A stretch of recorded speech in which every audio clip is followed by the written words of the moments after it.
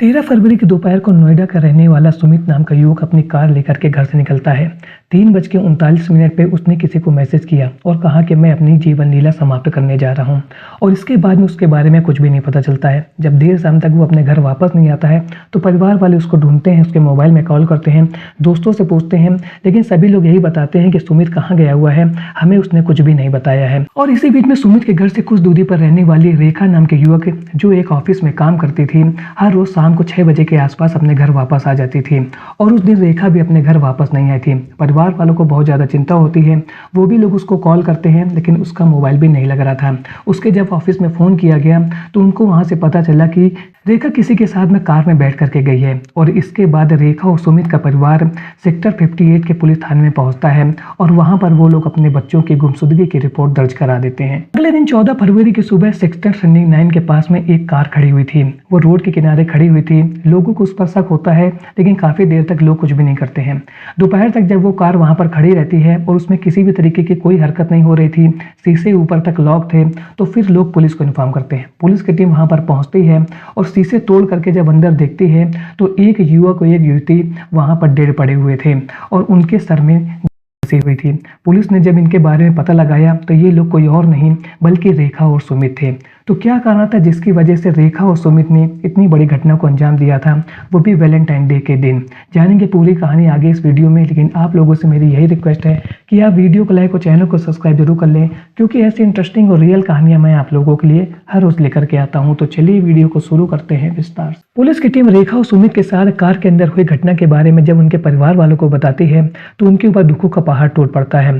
और रेखा के परिवार को इस बात का बिल्कुल भी अंदाजा नहीं था कि कैसे उनकी एक नां ने इतनी बड़ी घटना को अंजाम दे दिया था। और सुमित के चचेरे भाई ने पुलिस को बताया कि सुमित और रेखा के घर आस ही पास में है। जहां रेखा ओबीसी समाज को बिलोंग करती है, वहीं सुमित वाल्मीकि समाज को बिलोंग करता है। लेकिन दोनों के परिवार ओपन माइंड के थे और इस वजह से जाति बिरादरी को लेकर के उनके परिवारों के बीच में किसी भी तरीके का कोई भी भेदभाव नहीं था। रेखा और सुमित की जो स्कूलिंग हुई थी वो साथ में हुई थी। 10th और 12th तक दोनों साथ में पढ़े थे और ग्रेजुएशन करने के बाद में रेखा ने नौकरी करना शुरू कर दिया था। और वहीं सुमित एक अच्छा क्रिकेटर था, साथ ही उसने अपने पापा की मदद से आरओ प्लांट लगाया हुआ था। सुमित अक्सर रेखा को छोड़ने के लिए ऑफिस जाता था और उसको ऑफिस से वापस भी लेकर के आता था। और वह क्रिकेट खेल करके साथ ही साथ अपने आरओ प्लांट से अच्छा खासा पैसा कमा रहा था। वो महंगे महंगे गिफ्ट उसको देता था और इनका एक दूसरे के घर में आना जाना भी था। परिवार वालों को ऐसा लगता था कि पढ़ाई लिखाई की वजह से दोनों एक दूसरे से मिलते जुलते हैं, परिवार ओपन माइंड था और इस वजह से उन लोगों को कभी ऐसा शक ही नहीं हुआ कि दोनों एक दूसरे से प्यार करते हैं। और इसी बीच में समय आता है 2019 का।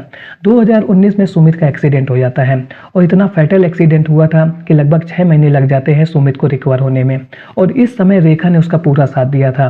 वो हॉस्पिटल से लेकर घर तक हर जगह पर सुमित के साथ में रहती थी। और यहीं पर पता चला था कि सुमित और रेखा के बीच में लव अफेयर है। जैसे ही इनके लव अफेयर के बारे में रेखा और सुमित के परिवार वालों को पता चलता है, रेखा के परिवार वाले अब इनके रिश्ते का विरोध करना शुरू कर देते हैं। और उनको ऐसा लग रहा था कि यदि रेखा की सुमित से शादी हो जाएगी तो उनकी बेटी नीची जाति के परिवार में पहुंच जाएगी। और इसी वजह से वो लोग रेखा का सुमित से रिश्ता नहीं करना चाहते थे।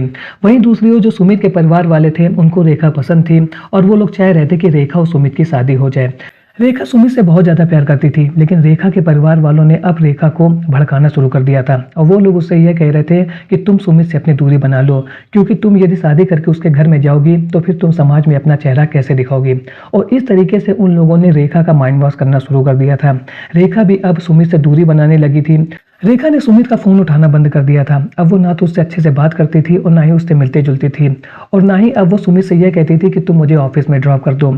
और इस तरीके का व्यवहार जब रेखा सुमित के साथ कर रही थी तो सुमित को बहुत ज़्यादा बुरा लग रहा था, क्योंकि वो उससे बहुत ज़्यादा प्यार करता था। लगभग 15 साल से ज़्यादा समय हो गया था दोनों को रिश्ते में रहते हुए। और अचानक रेखा के व्यवहार में आए इस तरीके के परिवर्तन को देख करके वो बहुत ज़्यादा परेशान था। वो अक्सर मिलने के लिए रेखा के घर के पास में पहुंचता था और इसी बीच में रेखा के परिवार वालों ने भी सुमित को धमकाना शुरू कर दिया था। और वो लोग उससे कहते थे कि तुम यहाँ पर मत आया करो, यदि तुम यहाँ पर आओगे तो हम तुम्हारी पुलिस में कंप्लेन कर देंगे और बोलेंगे कि तुम कैसे हमारी बेटी के साथ छेड़छाड़ कर रहे हो। तो यहाँ पर सुमित ने रेखा के परिवार वालों से माफी भी मांगी थी और उसने रिटर्न में लिख करके दिया था कि मेरा रेखा के साथ में कुछ भी रिलेशन नहीं है और यदि मैं उसके साथ छेड़खानी करता हूँ या परेशान करता हूँ तो मेरे खिलाफ कार्रवाई की जाए। और इस तरीके का स्टेटमेंट रेखा के परिवार वालों ने सुमित से लिया था। रेखा के संग इस तरीके से रिश्ता खत्म होने के बाद में सुमित अब बहुत ज्यादा परेशान रहने करने लगा था और उसको ऐसा लग रहा था कि यदि रेखा की शादी हो जाएगी तो वह जी नहीं पाएगा। और इसके बाद में दिन आता है 13 फरवरी का, वैलेंटाइन डे से एक दिन पहले। उसने रेखा को मैसेज किया, उसने लिखा कि मैं अपना जीवन समाप्त कर रहा हूँ। जैसे ये मैसेज रेखा पढ़ती है वो उससे कहती है कि तुम मेरे ऑफिस में आ जाओ, हम दोनों मिलते हैं। तो सुमित रेखा के ऑफिस में पहुंचता है और उसको वहां से पिक कर लेता है। और फिर उनके बीच में क्या हुआ उसके बारे में पुलिस यही सोच रही है कि दोनों एक दूसरे से मिलते हैं और कार में बैठते हैं, दोनों के बीच में अपने रिश्ते को लेकर के बातचीत होती है और शायद बात बन नहीं पाती है क्योंकि रेखा के परिवार वालों ने सीधे मना कर दिया था कि सुमित से तुम्हारी शादी नहीं हो सकती है। और शायद रेखा भी कार के अंदर सुमित के साथ जब थी तो वो भी यही बात उसको समझाने की कोशिश कर रही थी कि मैं अपने परिवार के खिलाफ नहीं जा सकती हूँ और मैं इस रिश्ते में अब आगे नहीं बढ़ सकती हूँ।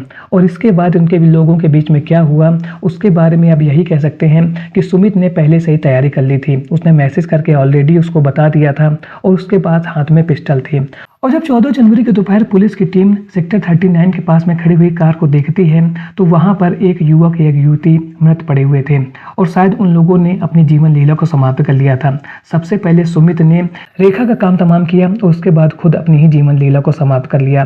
तो आज के वीडियो में आपने देखा कि कैसे परिवार वालों की वजह से दो प्रेमी जोड़ों का एक दूसरे से मिलन नहीं हो पाया। दोनों एक दूसरे से बहुत ज़्यादा प्यार करते थे और लगभग 15 साल से ज़्यादा समय हो गया था उनके रिश्ते को लेकर के। लेकिन रेखा का परिवार वाला केवल जाति की वजह से सुमित से शादी नहीं करना चाहता था। शुरू में तो जब तक उनको ये नहीं मालूम था कि उनके बीच में लव अफेयर है तब तक तो सब कुछ ठीक चल रहा था। लेकिन जैसे उनको इस बात का पता चल जाता है कि दोनों के बीच लव अफेयर है और दोनों अब शादी करना चाहते हैं तो उन लोगों ने अपनी बेटी रेखा के कान भरने शुरू कर दिए और उस पर जाति का हवाला दे करके अपना सुमित के साथ में रिश्ता खत्म करने का दबाव बनाने लगे। और जिसके बाद इस तरीके की घटना 14 फरवरी यानी कि वैलेंटाइन डे के दिन घट गई। तो क्या इस घटना के पीछे का असली कारण रेखा का परिवार है या सुमित को खुद इस रिश्ते से मूव ऑन कर जाना था? इसके बारे में आप लोग कमेंट सेक्शन में जरूर बताएं। मिलता हूं वैसे एक और नए इंटरेस्टिंग वीडियो में, तब तक के लिए थैंक्स फॉर वॉचिंग।